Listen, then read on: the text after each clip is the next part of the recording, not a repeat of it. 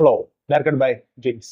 Cinema എങ്ങനെയാണെന്ന് ചോദിച്ചു കഴിഞ്ഞിട്ടുണ്ടെങ്കിൽ കിടിലം പടം, ഒരു വെറൈറ്റി പടമാണ്. അത് വേറെ ഞാൻ ഇതൊക്കെ പറയണ മുന്നേ ഞാനൊരു കാര്യം പറയാം.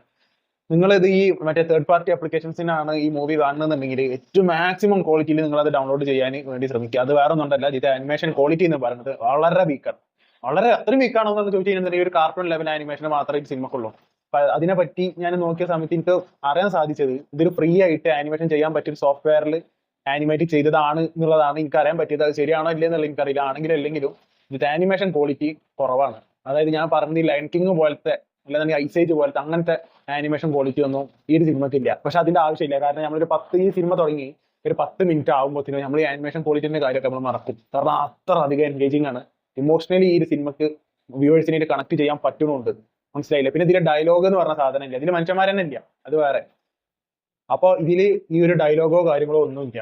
മനസ്സിലായില്ലേ. പൂച്ചന്റെ മ്യാവ് കേൾക്കുക, നായിന്റെ കൊര കേൾക്കുക, പിന്നെ കൊക്കില്ല കൊക്കിന്റെ ഒച്ച കേൾക്കുക, ഇതൊക്കെ തന്നെ ഉള്ളു. ഈ ഐറ്റങ്ങളെ ഈ ഒച്ചകളും സൗണ്ട് എഫക്ട്സ് മാത്രമേ ഇതിൽ കൊടുത്തിട്ടുള്ളൂ. അത് വെച്ചിട്ടാണ് ഈ സിനിമ ഉടനീളം പോണത്. മനസ്സിലായില്ലേ. പക്ഷെ ഭയങ്കര എൻഗേജിങ് ആണ്. ഒരൊറ്റ സീന് പോലും ഇതിൽ എനിക്ക് പേഴ്സണലി ബോറടിച്ചിരിക്കാം. അത് ചിലപ്പോൾ ഈ ഞാൻ പറയും നായനും പൂച്ചനും ഇഷ്ടമല്ലാത്ത ആൾക്കാർക്ക് ഇത് ചിലപ്പോൾ ഇഷ്ടപ്പെടാൻ സാധ്യത കുറവാണ്. പക്ഷെ ഇത് നായനും പൂച്ചനും പട്ടീനൊക്കെ ഇഷ്ടമുള്ള ആൾക്കാരാണെന്നുണ്ടെങ്കിൽ ഇത് എനിക്ക് തോന്നി, എനിക്ക് അങ്ങനെ നായനും പൂച്ചനൊക്കെ ഇഷ്ടമായതുകൊണ്ട് തന്നെ എനിക്കിത് ഈ സിനിമ ഒട്ടോ നീളം എൻഗേജിങ് ആയിരുന്നു. നല്ലൊരു എക്സ്പീരിയൻസ് ആയിരുന്നു. പക്ഷെ ഇത് തിയേറ്ററിൽ ഇറങ്ങുന്നുണ്ടെങ്കിൽ കുറച്ചും കൂടി ഒരു എക്സ്പീരിയൻസ് കിട്ടുമായിരുന്നു. കാരണം തിയേറ്ററിൽ കാണാനുള്ള സ്റ്റഫ് ഈ പടത്തിലുണ്ട്.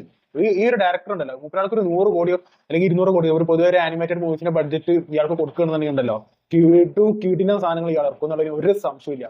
അതായത് ഞാൻ പറഞ്ഞത് ഇത് ഇത്ര അധികം ബഡ്ജറ്റ് കുറഞ്ഞിട്ടുള്ള ഒരു പടമാണിത്. അത് ഇത്ര അധികം നമുക്ക് ത്രില്ലിങ് ക്ലൈമാക്സിലൊക്കെ കുറച്ച് ത്രില്ലിങ് സീനുകളുണ്ട്. ക്ലൈമാക്സിൽ കീട്ടിന്, അതായത് ലൈവ് ആക്ഷൻ മൂവീസിൽ ഇത്ര അധികം ത്രില്ല് ഞാൻ ഈ അടുത്ത കാലത്ത് അടിച്ചിട്ടില്ല. അത്ര അധികം എനിക്ക് പേഴ്സണലി ഈ പടം നല്ല രീതിയിൽ എൻജോയ് ചെയ്യാൻ പറ്റി. പിന്നെ ആനിമേഷൻ ആയതുകൊണ്ട് തന്നെ അതിന് ക്വാളിറ്റിയും കുറഞ്ഞുകൊണ്ട് തന്നെ അതിൻ്റെതായിട്ടുള്ള എന്താ പറയുക ഒരു കുറവുകൾ സിനിമ അങ്ങനെ മുന്നേക്ക് പോകുമ്പോൾ ഉണ്ടാവുമെന്നാണ് ഞാൻ പേഴ്സണലി വിചാരിച്ചത്. പക്ഷെ ഒരു ആനിമേഷൻ ക്വാളിറ്റി കുറവാണെന്നുള്ള സംഭവമേ ഞാൻ മറന്നു. പിന്നെ കഴിഞ്ഞിട്ടാണ് ആലോചിക്കണം ആനിമേഷൻ കുറവായിരുന്നല്ലോ എന്നുള്ളത്. അതിലെ കണ്ടുകൊണ്ടിരിക്കുമ്പോൾ നിങ്ങൾക്ക് ഒരു കുഴപ്പമില്ല. പക്ഷെ അതൊരു അറ്റ്ലീസ്റ്റ് ഒരു 1080 പിക്സലെങ്കിലും നിങ്ങൾ തേർഡ് പാർട്ടി ആപ്ലിക്കേഷൻസിന്നോ വെബ്സൈറ്റ്സിന്നോ ആണ് ഡൗൺലോഡ് ചെയ്യുന്നുണ്ടെങ്കിൽ ഒരു 1080p ഒരു ക്വാളിറ്റിയിലെങ്കിലും നിങ്ങൾ ഇത് ഡൗൺലോഡ് ചെയ്യാൻ വേണ്ടി ശ്രമിക്കുക. 720 ഒക്കെ കിടക്കുമ്പോൾ എന്താ അവസ്ഥ എന്നുള്ളത്, 720 അല്ലെങ്കിൽ 480 പിക്സൽക്കൊക്കെ വരുമ്പോൾ എന്താ അവസ്ഥ എന്നുള്ളത് എനിക്കറിയില്ല. പക്ഷെ ഞാൻ 1080p ആണ് ഞാനിത് കണ്ടത്. അപ്പൊ നല്ലൊരു എക്സ്പീരിയൻസ് ഈ ഒരു പടം. എനിക്ക് പേഴ്സണലി ഒരു രക്ഷയില്ലാത്ത പടം. അതായത് ഇതൊരു ഫീൽ ഗുഡ് സാധനമാണ്. ഭയങ്കര ഗൂസ് ബംസോ കാര്യങ്ങളോ ഒന്നല്ല, ഒരു ഫീൽ ഗുഡ് സാധനമാണ്. ഒരു അഡ്വഞ്ചർ ടൈപ്പ് പടമാണ് ഇത്. ഒരു 1.5 മണിക്കൂർ നിങ്ങൾക്ക് എൻഗേജിങ് ആയിട്ട് ഒരു രക്ഷയില്ലാത്ത ഒരു പടമായിട്ട് നിങ്ങൾക്ക് ഇത് കണ്ടിരിക്കാൻ വേണ്ടി പറ്റും എന്നാണ് എനിക്ക് തോന്നുന്നത്. പിന്നെ ഇതിൽ കൂടുതൽ എനിക്ക് ഇതിന് പറയാനൊന്നുമില്ല. കാരണം അത്രയും മൈന്യൂട്ട് എഡ്ഡനെ ഉള്ളൂ. പൂച്ച പട്ടി ഒരു ബോട്ടിൽ കയറുന്നു, ഒരു വെള്ളപ്പൊക്കം പോലത്തെ ഒരു സംഭവത്തിൽ ഇവർ പെടുന്നതാണ്. അവരൊരു ബോട്ടിൽ ഒരു പൂച്ച കയറണം, അതിൽ വേറെ മൃഗങ്ങൾ ബോട്ടിൽ ജോയിൻ ചെയ്യുന്നത് നല്ല രസമായിട്ട് നമുക്ക് എനിക്ക് പേഴ്സണലി കണ്ടിരിക്കാൻ പറ്റി. ഇതൊരു പുതിയ എക്സ്പീരിയൻസ്. കാരണം ഡയലോഗ് ഇല്ല, പാകമുള്ള പൂച്ചന്റെ മ്യാവും മറ്റേ നായിന്റെ പാവും ഇതൊക്കെ തന്നെ ഉള്ളൂ. അത് വെച്ചിട്ട് ഇവര് ചെയ്ത് വെച്ച ഇത്ര മിനിമൽ അതായത് ഇത്ര അധികം ലിമിറ്റേഷൻസ് ഉണ്ടായിട്ട് ഇവർ ഇങ്ങനെ ഒരു പടം എടുത്തിട്ടുണ്ടെന്നുണ്ടെങ്കിൽ അതൊരു വലിയൊരു സംഭവം തന്നെയാണ്. കാരണം ലിമിറ്റേഷൻസ് ഇല്ലാന്നുണ്ടെങ്കിൽ അപ്പൊ ഇവർ എന്ത് കാട്ടി വരുന്നത് നമുക്ക് നമ്മൾ നോക്കണ്ടേ. കാരണം ഇതിന് റൈറ്റിംഗ് കിട്ടില്ലെന്നാണ്. അതുകൊണ്ടാണ് നമുക്ക് ഇതൊന്നും ഫീൽ ചെയ്യാത്തത്. ഞാൻ പറയില്ല ആനിമേഷൻ ക്വാളിറ്റി കുറച്ച് കുറവാണ് എന്നുള്ളത് ഞാൻ മറന്നെന്ന് പറയുമ്പോൾ അതവിടെ റൈറ്റിംഗിന്റെ മികവാണത്.